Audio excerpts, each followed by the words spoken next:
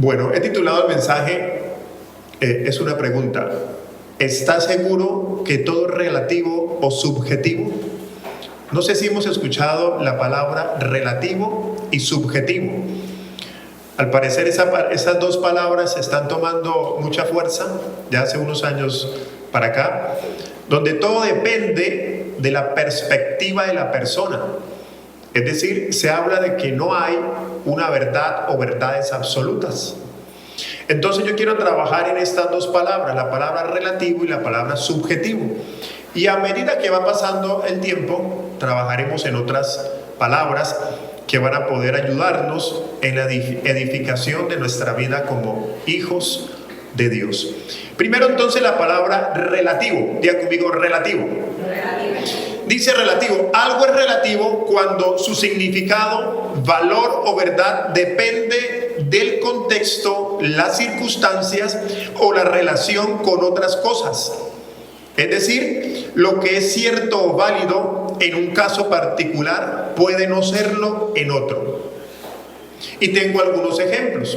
Entonces, repito, va a depender de las circunstancias, del contexto y de la relación entre otras personas. Vamos a ver cosas que sí son relativas para poder ir entendiendo la definición. La belleza, por ejemplo. La belleza puede ser relativa para uno y para otro. Para mí me puede gustar una mujer, en mi caso churca, bajita, como es mi esposa, pero para alguien le puede gustar alta, morena, de voz gruesa, piel más delicada, no lo sé. A una mujer le puede gustar un bajito, un gordito, un hombre acuerpado, flaquito. O sea, puede ser algo relativo. La decoración es algo relativo. A mí me pueden gustar los muebles marrones, a ti los negros, los rojos. A ti te puede gustar la decoración con flores, a mí de pronto no. Esto es relativo. Diga conmigo relativo. Entonces te acabo de mencionar algunos ejemplos de relativo, pero hay más. Por ejemplo, la moneda. La moneda, el precio de la moneda es relativa. Aquí para nosotros en Europa el euro tiene un valor, pero la gran mayoría de los que estamos acá, que venimos de países latinos, sabemos que en nuestro país el euro tiene un peso más fuerte y por eso podemos enviar algún dinero a ese padre, a ese hijo, a ese familiar, porque sabemos que allí el precio toma más valor. O sea que la moneda es relativa. La velocidad puede ser relativa, es más, es un concepto de física. A los que les gusta de pronto la matemática, la física y la ciencia, es un concepto relativo. ¿Por qué? Porque para mí, que veo pasar un coche a cierta velocidad, para mí el coche está en circulación, pero a la persona que está dentro del coche, dice la física que la persona se encuentra en reposo, pareciera que estuviera quieta porque él no se está moviendo. Entonces te estoy dando definiciones que sí son relativas, es decir, que el concepto de relativo y de subjetivo sí existe. Y ahorita voy con el subjetivo, pero desafortunadamente estas palabras están haciendo daño porque las están llevando a un ámbito donde están trayendo algún tipo de erosión a nuestro pensamiento y están infiltrándose en nuestra sociedad para dañar a nuestros hijos, familia, sociedad, entre otras. Entonces, miremos algunos ejemplos de ese relativismo que hoy en día hay y que es negativo. Por ejemplo, hoy en día el concepto de matrimonio es a menudo visto como un contrato social que puede redefinirse según las preferencias individuales, incluyendo la unión entre personas del mismo sexo o relaciones abiertas. Entonces al matrimonio le están llamando relativo, cosa que no es verdad. Hasta ahí ya estamos comprendiendo parte del mensaje. Estoy tan solamente en la introducción. La definición del pecado, según la palabra relativo. Repito, voy a hablar de lo que es incorrecto y a donde la palabra relativo se ha infiltrado. Muchas personas hoy consideran el concepto de pecado como algo relativo, basado en normas y culturas y dependiendo de la sociedad.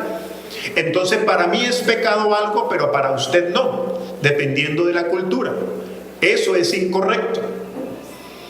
Por ejemplo, otro incorrecto, la moralidad y la ética. La moralidad se ve a menudo como algo relativo, donde lo que es bueno o malo depende de las circunstancias, el consenso social o las emociones personales. Entonces, para usted puede ser algo bueno, para mí no. Para mí puede ser algo bueno el robar, porque el robar me ayuda a traer alimento a mi casa. Entonces, para mí es bueno. No sé si me está entendiendo. Pero para la otra persona no, porque la otra persona fue despojada de sus bienes. Entonces, ese concepto relativo está haciendo daño en la sociedad. Pero hay más: la verdad y el conocimiento. Estoy con la palabra relativo. La verdad es frecuentemente vista como relativa, donde lo que es verdad para una persona puede no serlo para otra. Se popularizan frases como mi verdad, tu verdad. A mí me parece una cosa, a usted otra, por lo tanto es relativo.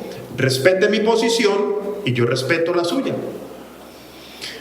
Que hasta cierto punto puede tener verdad, pero repito, se están utilizando estas palabras para poder dañar nuestra sociedad. Para una persona que no conoce de Dios, estas palabras son más normales, son más cotidianas. La escuela las está enseñando. Pero nos estamos encontrando que dentro de la misma iglesia, sabiendo que la iglesia somos nosotros, los hijos de Dios, estamos manejando estas palabras sin darnos cuenta. Porque la televisión, las redes sociales, el trabajo, la sociedad, nos quieren hacer ver todo relativo. Y nos llevan a un punto donde nos ponen hasta a dudar.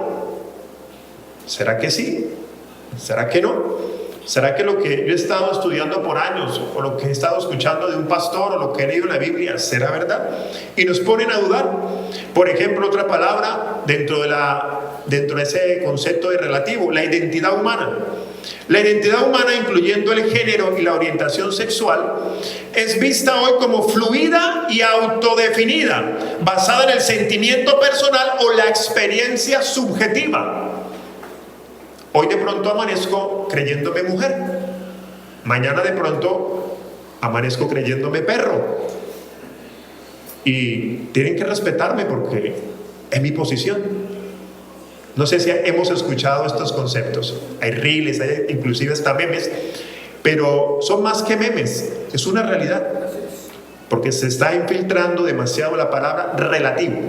La verdad absoluta, por ejemplo, hablando de la Biblia enseña que la identidad humana es una creación divina, donde el ser humano es creado a imagen de Dios como hombre o mujer.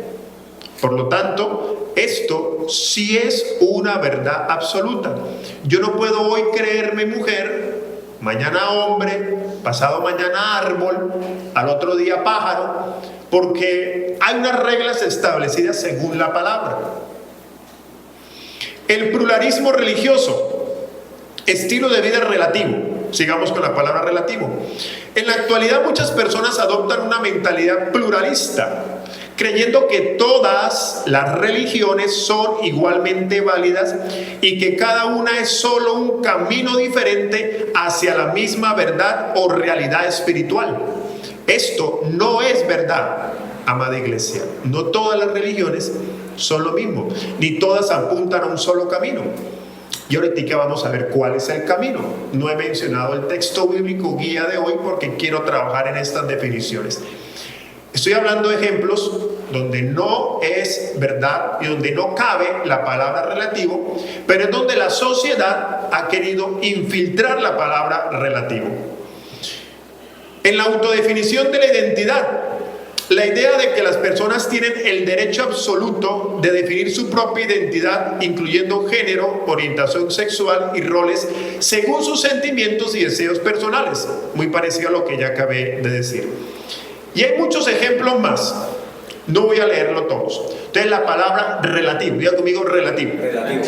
Ahora vamos a la otra palabra del título, subjetivo. ¿Qué es esa palabra subjetivo? Porque a veces la mencionamos y de pronto no la conocemos. El que ha estudiado un poco más puede conocerla. No sé si ya conocían la palabra relativo en todo su contexto. Por eso me he detenido hoy a poder analizarla. La palabra subjetivo, otra palabra que también está tomando fuerza. Algo es subjetivo cuando se basa escuche, cuando se basa en las opiniones, sentimientos o experiencias personales de un individuo. Eso es subjetivo. Ahora miremos algo que sí es subjetivo, algo que sí lo es. Ejemplo, el sabor de la comida. Para mí, la aceituna a mí me gusta, a usted de pronto no. Una empanada con ají, a usted le gusta. Algunos dirán, ¿qué es empanada? La paella, a uno les gustará la paella, a otros no. El conejo, ¿a quién les gusta el conejo? La carne asada, frita, entre otras, eso sí es subjetivo. A ti te gusta y a mí no, por el paladar que tengo y según mi experiencia alimenticia que he tenido. ¿Estamos entendiendo que ahí sí cabe la palabra subjetivo? ¿Dónde más puede caber la palabra subjetivo? En la percepción del arte. Para usted puede ser arte un paredón blanco con 3 rayas y eso vale 1.000 euros. Para mí eso me parece perder el dinero, para mí. Pero usted que le gusta el arte y se mueve en ese mundo del arte, le puede gustar. O sea que el arte sí es subjetivo. Otra parte que sí es subjetiva, el dolor. Dependiendo de mi fortaleza y el aguante, voy a decir la palabra aguante, creo que se entiende, el aguante del dolor, para algunos el dolor es más intenso que en otro. Un machucón para mí puede provocarme grito, desespero. Para otra persona, el mismo machucón, vamos a suponer la misma fuerza con la que se ejecuta, no le produce tanto grito, desespero, lloró, ¿no? ¡Ay! Y ya. Simplemente se incomodó. Entonces allí sí hay una subjetividad. En la sociedad moderna la frase "mi verdad" se ha popularizado. Entonces están llamando subjetivo a todo lo que tiene que ver con el tema de Dios.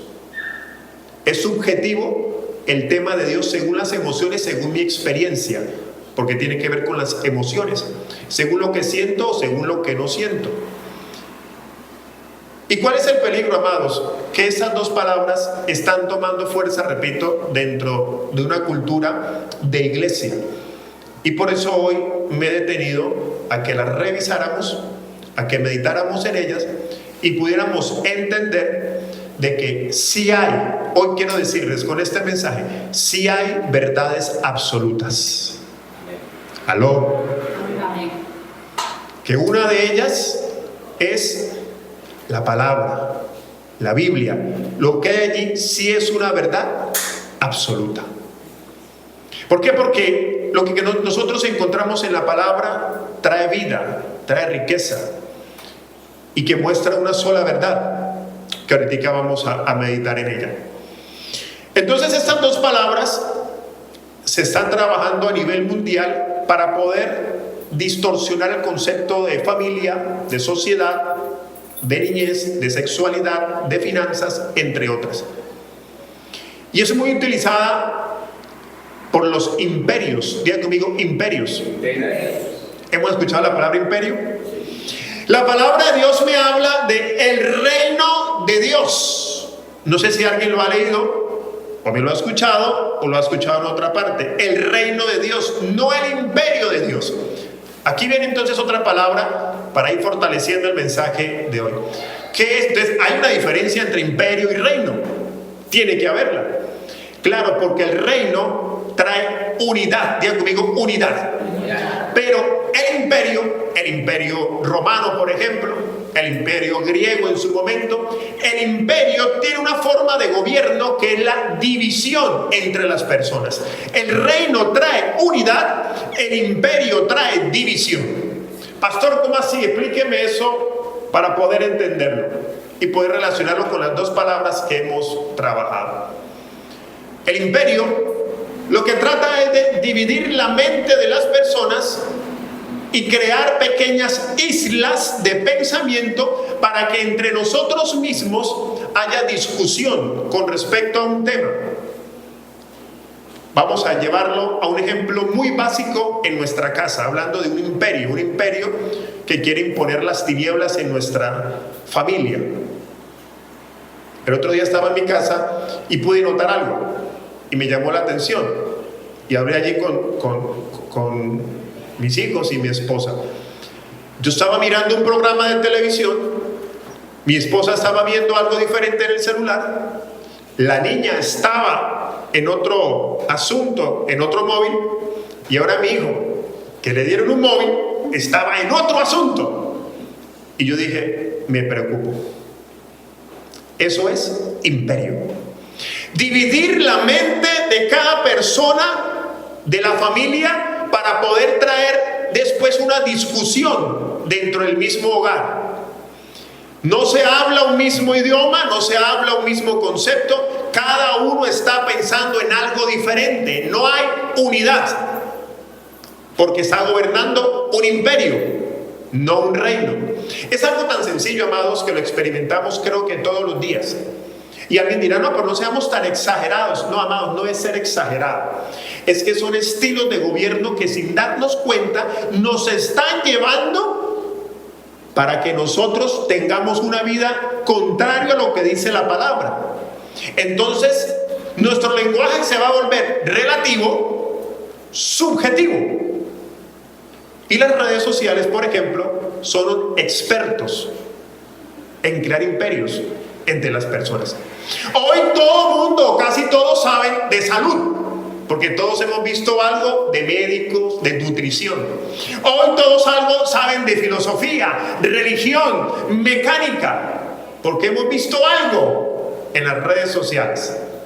Pastores o hermanos, no. El problema es que crean en nosotros pequeñas islas y nos hacen pensar que sabemos de algo. Dijo el maestro Javier el miércoles, y yo también lo he mencionado, nos volvemos aprendices de todo, maestros de nada, porque eso quiere hacer el imperio, dividirnos en el pensamiento. Por eso hay tantos estilos hoy en día de ideología y de filosofías. Antes, por ejemplo, el gobierno peleaba con todo lo que se hablaba de religión. Ahora entonces, ¿qué hicieron? Bueno, vamos a darle libertad a todas las religiones, pero también a la ideología de género, también a las diversas filosofías.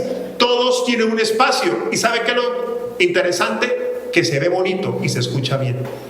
Y esa palabra que leí hace un momento, el pluralismo, y nosotros a veces lo mencionamos.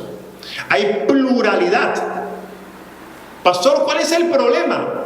Vuelvo y repito, que nos están dividiendo. Y el problema es que eso mismo empieza a gobernar en la iglesia. Entonces, cada persona tiene un pensamiento diferente de Dios, o se forman islas de pensamiento, y así será muy difícil llegar a un objetivo. ¿Por qué? Porque el reino de Dios habla de unidad. Diga conmigo, unidad. Y para haber unidad tiene que haber un mismo pensamiento, tiene que haber un mismo lenguaje. Claro, todos con mentalidad crítica de analizar. Claro que sí, porque de lo contrario sería una secta. ¿Qué es una secta? Uno que piense y otros que no piensen. No estamos hablando de una secta, estamos hablando que haya una unidad para buscar un fin común, que ahorita vamos a mencionar. Creo que es necesario, amados, poder dar estos conceptos para tener claridad. Por ejemplo, el imperio, hablando del individualismo, el imperio promueve el individualismo.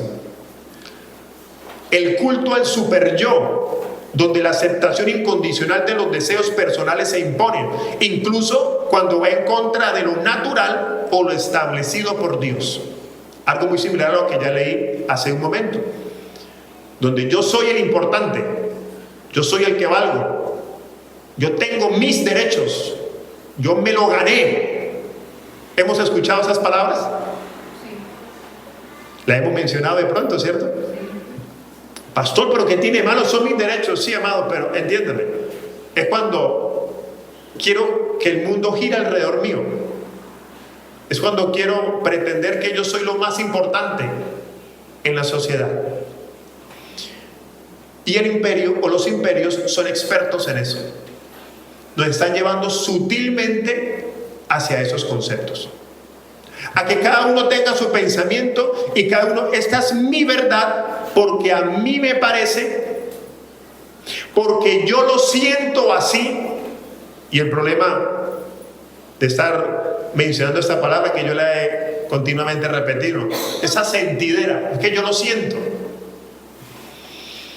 La educación, por ejemplo, los sistemas educativos a menudo promueven una visión del mundo sin Dios, donde el conocimiento y la ciencia se presentan como absolutos en lugar de reconocer la soberanía de Dios sobre toda la creación. Esta educación secular crea generaciones que no vean la necesidad de una vida basada en la fe. Iglesia, no sé si estamos comprendiendo lo que estoy analizando en este día, donde los imperios nos quieren gobernar. ¿Cuál es el objetivo? División. Digan conmigo, división. Dividirnos como familia, dividirnos como sociedad. ¿A ti te gusta algo? Muy bien. Para los que les gusta esto, les vamos a dar autorización para que sean felices, para que no me generen problema. ¿A ti qué te gusta? ¿El aborto? Vamos a firmar una ley donde el aborto sea legal y ya, no peleo con los que se quieren practicar aborto. Tú eres hombre, ¿te gustan los hombres? Vamos, tranquilo, vamos, muy bien, te felicito. Vamos a crearte allí una isla. ¿Aló? Diga conmigo, desorden. ¿A ti te gusta la droga? Muy bien, vamos a legalizarla. ¿Cuál es el problema? La libre expresión. ¿Te sientes bien? Te lo voy a patrocinar. Eso es lo que hace un imperio. Pastor, pero eso es lo que estamos viendo todos los días. Por eso te estoy trayendo este mensaje. Que las palabras, dijo un predicador que me encanta, las palabras no son inocentes. Y por eso me he detenido a definir cada una de ellas. Porque las palabras generan gobierno en nuestra mente. ¿Qué hace una campaña publicitaria? ¿Qué hace el marketing? Repetir algo, repetir hasta que mi mente la acepte y me gobierne. Y sin darnos de cuenta llegamos a algún lugar y compramos cierta marca, porque estuve todo el día escuchando que esa marca era buena, que esa marca es la mejor, etcétera, etcétera. Entonces lo mismo, ¿qué pasa con el relativismo y la subjetividad? Que se nos han puesto a dudar a muchos hijos de Dios, sobre todo aquellos que están iniciando. Aunque bueno, oh sorpresa que a veces encontramos personas que llevan años y después resultan preguntando, pero ¿no será que de pronto sí, verdad, venimos del mono? ¿No será que verdad, no seremos nosotros los que nos estamos equivocando? Iglesia, pareciera tonto, chistoso, ridículo, pero es una realidad. Que estamos llamando relativo a algo que no es relativo. Estamos llamando subjetivo a algo que no es subjetivo. Estamos aplaudiendo a una serie de normas que un imperio quiere colocarnos para que nosotros seamos gobernados. Y al final entonces, cada uno en su isla, contento, pero dejando a Dios de un lado. La educación, amados, es muy raro el colegio que pone en primer lugar a Dios. Es más, ¿dónde pone la religión? Como una materia aparte, como que matemáticas aparte, ciencia aparte, biología aparte, y así hemos sido educados, cuando en el original no es así, amados. Dios fue el que creó todo. ¿Aló? Dios creó todo. La riqueza que vemos en el movimiento, eso es física. La biología que vemos, las plantas, las mariposas, fue Dios el que lo creó. Ahora Dios permite que el hombre tenga inteligencia para estudiarla, analizarla, colores, fórmulas, estadísticas. Y pensamos, no, ahí no, eso no es tema de Dios, eso es tema de la ciencia. Cuando Dios es soberano y va por encima de todo. ¿Aló? Entonces por eso en el colegio hablar de Dios, pero no tiene sentido, como algo aparte. Y fueron quitando el concepto. Y ya después lo quitaron de todo. Y en vez de hablar de religión, hablemos de ética y moral, pero para no hablar de Dios. Y dentro de la ética y moral se viene trabajando la palabra pluralismo por hace más de 15 años. Amados, he sido docente por más de 20 años. Luego yo sé lo que le estoy diciendo. Trabajé en el diseño de material, trabajé en el diseño de cartillas y he visto y conozco cómo estas palabras han venido a gobernarnos, y sin darnos de cuenta adoptamos ese tipo de gobiernos. Pastor, y entonces, ¿a dónde apunta todo este mensaje? A conocer que sí hay una gran verdad y que tenemos, y es urgente que nosotros la prediquemos en todo nuestro círculo social, empezando primero por la familia. Juan capítulo 14 versículo 6. Ahora sí, amados, tiene relevancia este texto bíblico después de haber explicado todo esto. No sé si usted lo ve, yo lo vi así cuando estaba haciendo el material. Jesús dijo: yo soy el camino, no un camino. Yo soy la verdad, no una verdad. Yo soy la vida, no una vida. Y nadie viene al Padre sino.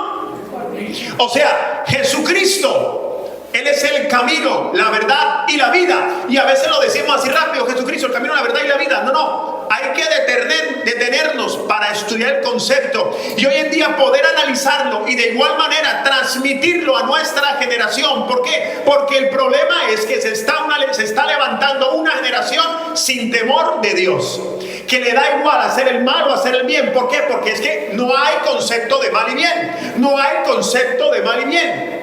Si para usted es malo, para mí es bueno, pero para usted es bueno y para mí es malo. Y eso es un peligro que está corrompiendo a nuestra sociedad. Entonces, a nosotros ahora, ¿cómo nos llaman? Extremistas, anticuados. No ven cómo está evolucionando la ciencia, no ven cómo está evolucionando el mundo. La religión también ha evolucionado. Amados, la religión no ha evolucionado, sigue siendo la misma. El concepto de Dios, no tanto de religión, sino el concepto de Dios sigue siendo el mismo. Cristo es la única verdad y el único camino para poder llegar al Padre. ¿Cuántos dicen amén? Él es el camino, Él es la verdad y Él es la vida. O sea que si alguien me dice que no hay una verdad absoluta, tengo que decirle: lo siento, si la hay. Cristo es la verdad absoluta. ¿Aló? Lo dije en una ocasión en otro mensaje. Es más fácil decir que no creo en Dios, porque eso me hace no tener que saber qué dice Dios en su palabra, ni tener que ajustarme a sus principios, y hago entonces lo que yo quiero. Entonces por eso es más fácil decir: no, yo no creo en Dios. Porque si yo lo voy a decir, es que Dios dice, no, pero es que yo no creo en Dios. O sea, lo que usted está diciendo a mí no me interesa porque yo no creo en eso. Esto es relativo. Para usted Dios es eso, para mí Dios es la luna. Respéteme mi posición, para mí Dios es la luna. Y eso lo estamos viendo mucho en las redes. Bueno, en las redes no, en el vecino, en el amigo, de pronto en algún familiar, donde hay un choque hoy en día muy fuerte, porque se le ha dado mucha libertad. ¿Por qué? Porque los gobiernos han notado que es una forma de gobernar mucho mejor. ¿Cómo? Como imperio, trayendo división, satisfaciéndonos a todos, que al último no hay unidad. ¿Y para qué? Para que, como yo soy el que estoy proveyendo la satisfacción como gobierno, y no estoy hablando de un país en específico para que no me censuren de pronto en las redes después, sino en general, para que ellos dependan de mí, que soy el jefe del gobierno, porque yo les patrociné todo, les di. Es una estrategia, amados, porque después no se van a querer ir, porque yo les estoy alimentando pasiones, deseos que van en contra de lo que dice la palabra. ¿Cuánto me están entendiendo? Amén. Proverbio capítulo 14 versículo 12 advierte lo siguiente: hay caminos que al hombre le parecen como derecho, pero su fin es camino de... Tremendo. Y así hemos estado toda la vida, el hombre teniendo su propio pensamiento del yo, del bien y del mal. La definición ya está, ya se la di. Juan 14:6. Jesús es el camino, la verdad y la vida. No hay otro camino. Todo aquel camino que me aparte de esta verdad es peligrosa. Así parezca buena, se vea buena, interesante, suene bien. Pero si me aleja de la única verdad, estoy en peligro. Y el problema es, amados, que hay muchas cosas disfrazadas de buena y que nosotros podemos estar seducidas a ellas. Una muy en particular, como dije, las redes sociales, que todos las utilizamos. Yo no estoy diciendo que yo no las utilizo, que todos las utilizamos, pero que a veces lo que hacen es separarnos del concepto de Dios. Luego debemos tener mucho cuidado. Vamos ahora a meditar en el libro de Hechos, capítulo 17, verso 28. Que ahorita va a salir otra palabra interesante. Dice el verso 28 de Hechos 17, porque en Él vivimos. ¿Quién es Él? Jesús. Cristo. En Él vivimos, pero esto no es para todos. La Biblia fue escrita para todos, pero no a todos se les ha revelado el Dios de la Biblia. Todos pueden leer la Biblia. Y ya lo he dicho en varias oportunidades. Amados, vengo de un contexto donde, pues, gracias a Dios pude estudiar, pero mis compañeros que estudiaban abogacía, estudiaban la Biblia y no creían en Dios. Porque lo estudiaban como algo del derecho constitucional, porque se puede gobernar, porque hay normas, hay leyes. O sea, la Biblia fue escrita para que todos la puedan leer, pero no a todos se les va a revelar el Dios de la Biblia. No a todos se les va a revelar el camino. Por lo tanto, no todos andan en el camino. ¿Cuál? En Cristo. Pero tú que estás hoy aquí entendiendo este mensaje, comprendiéndolo, y es la idea, y pido la asistencia del Espíritu Santo, es comprender que si estamos en Él, vamos por buen camino. Amén.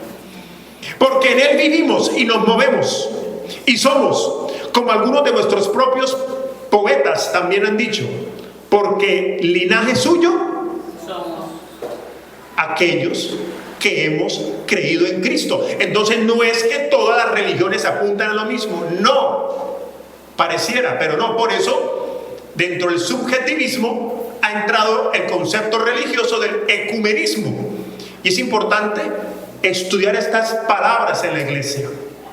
Hay otras más que me encontré allí en un libro que voy a estar meditando para poder ir edificando a la iglesia y conocer estos conceptos. El ecumenismo, donde ahora, ¿qué es el ecumenismo? Yo puedo colocar en una iglesia ecuménica. ¿Qué es una iglesia ecuménica? Que puede venir aquí a adorar cualquier persona a su Dios. Católico, bienvenido. Musulmán, bienvenido. Satanista, bienvenido. Hoy yo voy a exponer la palabra, mañana el satanista quiere decir algo, bienvenido, lo puede hacer. Eso es el ecumenismo. Y eso es peligrosísimo, amado. Porque lo que está haciendo, ¿qué está haciendo? Pues dividiendo el pensamiento. Pastor, pero eso parece unidad. No, no es unidad. Porque está Cristo fuera de eso. Y donde no está Cristo, hay peligro. Aló. Amén. Versículo 29. Siendo pues linaje de Dios, los que hemos creído en Cristo, no debemos pensar que la divinidad sea semejante a oro, plata o piedra, escultura de arte y de imaginación de hombres. La divinidad, Dios, Cristo, no es oro, no es escultura. Hemos repetido también en varias ocasiones, Dios no está para satisfacer mi agenda personal. Dios no está para satisfacer mis caprichos personales. Mi coche, mi auto, mi novia, mi esposa. Gloria a Dios que nos da sabiduría y nos puede responder en medio de una necesidad o en medio de alguna dificultad. ¿Es verdad o no? Amén. Él lo puede hacer. Pero Dios no es la lámpara de Aladino que me responde mis necesidades. ¿Aló? No es oro, no es plata, pero tampoco es imaginación del hombre. Amados, cuando Dios nos da una palabra y esa palabra ya está trazada, ya dice que tengo que hacer, mi imaginación no sirve. Ahí no sirve mi imaginación. Dios dice en la palabra, perdona, ¿qué tengo que hacer? Perdonar, pero cómo duele, ¿cierto? Es que yo creo, me imagino, no me parece. ¿Sigo o paro? La palabra dice que debemos congregarnos para poder aprender, pero yo digo, no me parece. A mí no me parece que deba congregarme. Yo estoy bien así, viendo predicadores en YouTube todos los días, así estoy bien. Y pudiéramos seguir la lista. Versículo 30. Pero Dios, habiendo pasado por alto los tiempos de esta ¿qué? Ignorancia, ahora manda a todos los hombres en todo lugar que se. Wow. Y aquí es donde viene la solución para tanto caos. Cristo, la solución. Y el hombre tiene que accionar el arrepentimiento. Diga conmigo, arrepentimiento. Amados, si hablamos de camino, voy para la siguiente palabra. Si hablamos de camino, pensemos en algo. Pensemos en que el camino tiene señales. Diga conmigo, señales. Si yo voy para Madrid, hay señales. Ahí son letreros que me dicen vaya a 100 kilómetros por hora o a 80, o vemos una señal que me indique que viene una bomba de gasolina, una estación de gasolina, un restaurante, viene una curva peligrosa. ¿Hemos visto? Los que hemos viajado, creo que todos hemos viajado, por lo menos si estamos aquí ya en España porque ya viajamos. Hemos visto las señales. Usted va a aprender a conducir y le entregan a veces un manual gordo, así, gordo libro de petete, decimos en Colombia, de puras señales, y se las tiene que aprender según los colores. ¿Qué es lo que pasa con el hombre, con la mujer terca, necia, que no quiere aprender las señales? Y yo voy por un camino, el camino que es Cristo, que es la verdad. Dice la palabra que en medio que Él ha proveído de milagros, prodigios y señales. Diga conmigo, señales. Y no estamos leyendo las señales. ¿Cuáles señales, amados? Las señales que el mundo está gritando. ¿Cuáles? Corrupción, división, maltrato, odio, culto al yo. Esas son señales que estamos viendo en el camino. Y que si no atendemos a estas señales, nosotros podemos desviarnos del camino. ¿Y qué pasa cuando yo voy manejando e no me quedo dormido en una curva peligrosa? ¿Qué pasa? Puedo morir. Cuando un país o una región irrespeta mucho las señales, ¿qué sucede? ¿Qué es lo más común cuando se irrespetan mucho las señales? ¿Qué hace el gobierno? ¿Alguien puede decirlo? Le pone un valor más alto a la multa por desobedecer la señal. Si yo antes me pasaba un semáforo en rojo y me cobraban, vamos a euros, 20 euros, 20 euros, que 20 euros, los pago y ya. Pero el tema no era pagarlos, era que me pasé el semáforo y maté a alguien por no respetar la señal. Entonces, ¿qué hace la entidad que está gobernando? Sube el valor para ver si respeto la señal. Entonces dice la palabra que por irrespetar la señal, por irrespetar los avisos y por pecar, dice que la paga del pecado es, ese es el precio por irrespetar las señales que estamos viendo actualmente, amados. Ese es el precio por nosotros pecar. La paga del pecado es, y es una muerte espiritual, es una muerte que nos saca del camino. Y si yo no estoy en el camino que es Cristo, pues estoy en otro camino, y ese camino me lleva a camino de perdición. Ese camino me lleva a una palabra que también hoy en día la están apagando: infierno. Casi se ha dejado de predicar, porque en los colegios dicen no hay infierno, no hay cielo. Sí, amados, sí hay infierno. Si yo no estoy en el camino que es Cristo, pues sencillamente me voy para el otro camino, el camino de perdición, el lago de azufre, el infierno y muchos otros sinónimos que la palabra dice. Entonces yo debo atender las señales, las alertas que se están prendiendo en la sociedad y que nosotros nos estamos acostumbrando a esa maldad, nos estamos acostumbrando, nos estamos dejando seducir por ellas y estamos cayendo sin darnos cuenta a otro camino. Pero gloria a Dios que el Señor ha proveído el arrepentimiento. ¿El qué? Arrepentimiento. Entonces, cuando hablamos de arrepentimiento, devolvámonos un poquito a una palabra que mencioné, y es la palabra pecado. Diga conmigo pecado. Dígalo fuerte, pecado. Y si hablamos de pecado, la gran mayoría puede definir algo de pecado. Pero mirando en el original, me encontré algo interesante del hebreo y del griego. En el Antiguo Testamento, que está en hebreo, y en el Nuevo Testamento, que está en griego, en una de sus definiciones de pecado, que todas las vemos como, para nosotros los que leemos español, la palabra pecado, pero en el original está escrito de otras formas para dar un significado específico. Y cuando voy al Nuevo Testamento, que nos interesa profundizar en el Nuevo Testamento y en lo que el nuevo pacto fue revelado al apóstol Pablo y a otros más, se escribe la palabra pecado como amartía.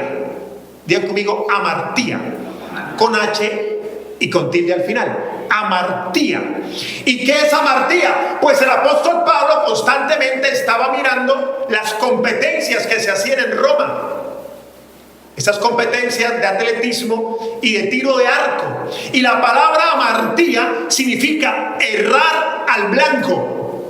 Y él entonces escribió la palabra no pecado, sino amartía. Si usted va al original, no va a encontrar la palabra pecado, va a encontrar la palabra amartía, que significa errar al blanco. Cuando tú y yo pecamos, estamos errando al blanco. ¿Y él por qué colocó esa palabra? Porque la persona que estaba en la competencia, en el tiro de arco, por ejemplo, toda su vida era comprometida en esa competencia. ¿Saben por qué? Porque cuando la persona ganaba, le daban la ciudadanía romana o era eximida de leyes. Es como aquellos que somos latinos y estamos acá o de otra tierra. Si para tener la ciudadanía española tengo yo que hacer una competencia de atletismo, de sumo, de karate, de arco de flecha, ¿qué haríamos, amados? Estuviéramos entrenando. Los que no hemos hecho algún tipo de deporte, estuviéramos sí o sí entrenando. ¿Para qué? Para no errar en el blanco. ¿Para qué? Para que más adelante me entreguen la ciudadanía. ¿Me está entendiendo? Entonces la persona que iba y se presentaba, yo vengo hoy a participar, tiraba la flecha, erraba el blanco y le decían, eres un perdedor, el que sigue. Pero si se volvía a presentar y erraba el blanco, era un perdedor. Y la persona quedaba como perdedor, perdedor, perdedor. Pues quiero decirte en esta hora, amados, que cuando tú y yo pecamos, somos perdedores. Porque estamos errando al blanco. Nos estamos desviando del camino. Interesante cuando uno puede profundizar un poco más en las palabras para entender el significado. Entonces la palabra pecado no es relativa, no es una definición religiosa, no es una definición de un pastor, de un sacerdote, de un cura. Es una palabra que tiene relevancia en nuestra vida como hijos de Dios.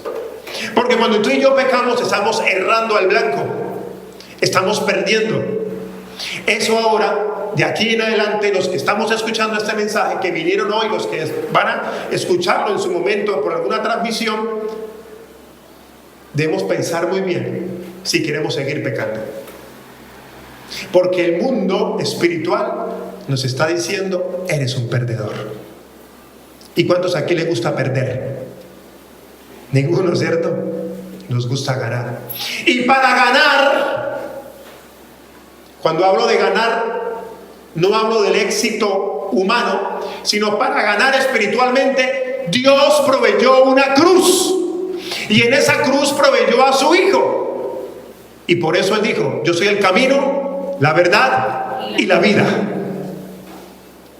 ¿Qué tenemos que hacer? Arrepentirnos. ¿Qué es arrepentimiento? Cambio de mentalidad, que es otra definición, que esa sí creo que la hemos mencionado en varias ocasiones, que significa metanoia, cambio de mentalidad. Es decir, mi mentalidad ahora es, yo voy a dejar de errar al blanco. Si quieres, quite la palabra pecado y ahora tú vas a decir amartía. Yo voy a dejar de amartía, de errar al blanco. Ya entendí que cada vez que peco soy un perdedor. y yo no nací para perder, porque hay una cruz que me proveyó la solución. Aleluya. Por eso dice la palabra que su sangre preciosa nos limpió de todo pecado, de toda amartía que habíamos cometido. ¿Para qué? ¿Para seguir haciendo pecado? No, amados, para tener la nueva vida. Yo soy el camino, la verdad y la vida. Y el otro día trabajé en esa serie de vida. La vida de Dios impartida en nosotros tiene que reflejarse en todo lo que hagamos. Los que hemos creído en Cristo, lo he repetido varias veces, tenemos la vida de Dios. Tenemos el Cristo habitando en nosotros. Aló. Tenemos el Espíritu de Dios habitando en nosotros. Pero eso es muy bonito decirlo y ahora ya entenderlo. Y el pastor Javier León lo he estado repitiendo mucho, pero es hora que se ponga en práctica, que esa vida de Dios se manifieste, que esa vida de Dios se vea, que esa vida de Dios se exprese. Aló. Entonces, en esa cruz se proveyó la solución. Dios, cuando estaba en la cruz del Calvario, ya cuando todo estaba listo, ¿qué dijo? Consumado es. Cuando resucitó a Lázaro no dijo consumado es. Cuando alimentó a hombres y mujeres con panes y peces no dijo consumado es, porque no son los milagros. Gloria a Dios por ellos. Es la nueva vida en nosotros manifestándose. Aló. No son las sanidades, gloria a Dios por ellas. Si alguien ha venido enfermo hoy, declaramos sanidad en el nombre de Jesús.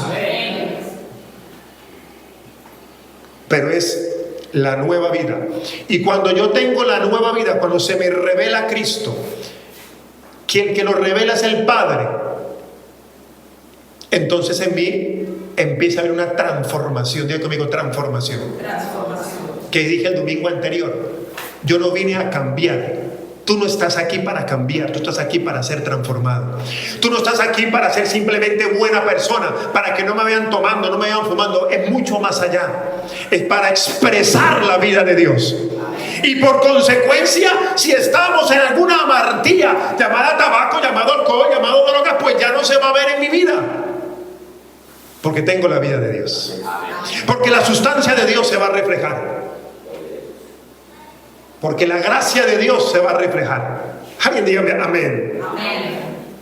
Y entonces decimos como dijo el apóstol Pablo, cuando el Señor le llamó: Señor, ¿qué quieres que yo haga? ¿Cuántos aquí estamos dispuestos a decir: Señor, ¿qué quieres que yo haga? Y no me... Amén. Aleluya. ¿Qué quieres que yo haga? Señor, amén. Hágase en mí tu voluntad. Te voy a quitar todos los amigos que tienen a tu alrededor. Ay, pero te voy a quitar esa novia, ese novio, porque no te conviene. Ay, pero te voy a sacar de ese círculo donde trabajas. Señor, pero me pagan 1,000 euros, pero ahí eres un estorbo. Mejor te saco de ahí. Ay, no, Señor, yo no voy a perder el trabajo. Tan fácil que es: Señor, hágase conmigo tu voluntad. Amén. Aleluya.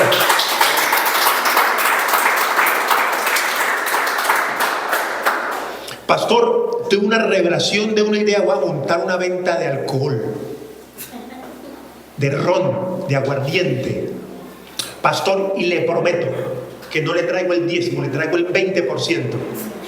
Pastor, bendígame el negocio. Ah, no, hermanos. Esto no funciona así. Aló. Si usted le presenta esa idea al chamán, al brujo, pues él le dirá de una: le acepto el negocio, se lo rezo, se lo conjuro. La vida de Dios tiene más relevancia que lo personal, que lo material. ¿Cuántos dicen amén? Amén. Que una sanidad. Y repito, gloria a Dios por ellas. Romanos capítulo 2, verso 2.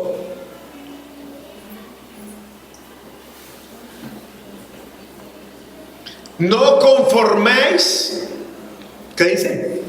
No os conforméis a este siglo, sino transformados por medio de la renovación de vuestro. Otra palabra que algunos hemos leído muchas veces, pero hay que detenernos muy bien. Hay que renovar el pensamiento para que comprobéis, probar, disfrutar, comprobar cuál es la buena voluntad de Dios. ¿Agradable? ¿Cómo es la voluntad de Dios? Agradable y perfecta. Dios, pero me está doliendo. Es agradable y perfecta. Tranquilo. Paciencia, que al otro lado se va a poder ver la solución. ¿Aló? Pastor, cuando empecé a congregarme, a leer la Biblia, a orar, como que todo se me vino al revés. No es que se vino al revés, es que lo que de pronto estábamos viviendo era un caos y Dios lo está ordenando. Para mí me parece un caos, pero Dios me está ordenando todo mi círculo social, familiar, laboral, religioso, para poder entender y expresar la vida de Dios. ¿Cuántos dicen amén? Amén. Iglesia, es hora de decir: Señor, hágase tu voluntad. Es hora de que dejemos de ser perdedores para pasar a la lista de los ganadores de Dios. E insisto, no le estoy relacionando con fama, éxito, luces y espectáculos. Estoy relacionándolo con la vida de Dios obrando en nosotros. ¿Hay muchos cristianos en el mundo? Bueno, podemos decir que sí, pero hay un video que se lo mostraremos en su ocasión, o bueno, lo tiene preparado el maestro, donde somos menos del 10% y somos 8.000 millones de personas. El 10% de 8.000 sería 800 millones de personas. Y si es menos de eso, uno puede decir: pero pastor, 800 millones. Sí, pero al lado de 8.000 somos muy pocos, amados. No sé si estamos entendiendo. Somos muy pocos como para estar nosotros entretenidos en la amartía, errando al blanco, como para estar nosotros pensando en nuestra satisfacción personal solamente, y sabiendo que hay un mundo que se está perdiendo, sabiendo que el mundo está mandando señales. Diga conmigo: señales. Divorcios, abortos, muertes, ilegalidad, corrupción, señales. Y que nosotros portamos la vida de Dios. Es decir, en nosotros hay solución que podemos llevarle a otro, para que esa sustancia de Dios cada día más crezca, y la iglesia, que somos nosotros, el pueblo de Dios, la iglesia, crezca cada día más. Porque si nosotros somos la luz, diga conmigo, la luz, pues la luz va a disipar las tinieblas. Entre más luz, menos tinieblas. A veces nos preguntamos: pero ¿por qué pasa lo que sucede? Sencillo, porque hay poca luz. Hay poca luz en medio de tanta tiniebla. Hay mucho amartía, hay mucho pecado, hay mucha corrupción, hay mucha gente errando al blanco, distraída, haciendo islas, divisiones. Estoy hablando a nivel general, mundial, amado. Estoy hablando que haya aquí algún problema de eso. No. A nivel mundial, como iglesia, como generación, como sociedad. El imperio está gobernando. Pero hay un rey, Rey de reyes y Señor de señores, que habla del reino de Dios que se está manifestando. ¿Cuántos dicen amén? Amén. Aleluya. ¿Qué tenemos que hacer? Arrepentimiento y obediencia. Diga conmigo: arrepentimiento y obediencia. Me arrepiento, pero no es arrepentimiento de que hoy lloré, de que hoy me tiré al suelo, ay Dios mío, sí, qué miserable, pero mañana vuelvo a la amartía, a errar el blanco. No, es un arrepentimiento donde hago un cambio de mentalidad y ya sé, ahora llego, no, ya entiendo, yo no puedo ser más un perdedor. Mi hijo no me puede ver como un perdedor. Aló. Mis padres no me pueden ver como un perdedor. Mi sociedad no me puede ver como un perdedor. Ellos me tienen que ver como lo que Dios dice que es, que soy hijo, rey, sacerdote. Ahí es cuando esas palabras deben cobrar ánimo, no simplemente como algo motivacional para aplaudir. No, ahí es donde debe cobrar ánimo esas palabras, que somos reyes, que somos sacerdotes, hijos de Dios, lavados, redimidos, restaurados, regenerados. Esas palabras bonitas que hemos explicado, pero que te tienen que ver una realidad en medio de esta sociedad. ¿Cuántos dicen amén? Arrepentimiento. Levantar una sociedad. Amados, para terminar, voy a cerrar mi iPad. Mi iPad. Para terminar, la gran mayoría de los que estamos acá tenemos hijos. Hoy quiero hacer un llamado a los padres para ir terminando. Es hora de discipular correctamente a nuestros hijos. Aló. Amén. No permitamos que el imperio siga gobernando a nuestros hijos. Sabemos que hay que enviarlos al colegio, sabemos que hay que enviarlos a la universidad.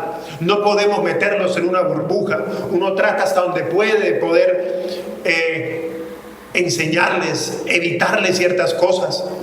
Nosotros a nuestros hijos le damos una educación diferente de pronto a la de acá, pero no podemos meterlos en una burbuja, es la realidad.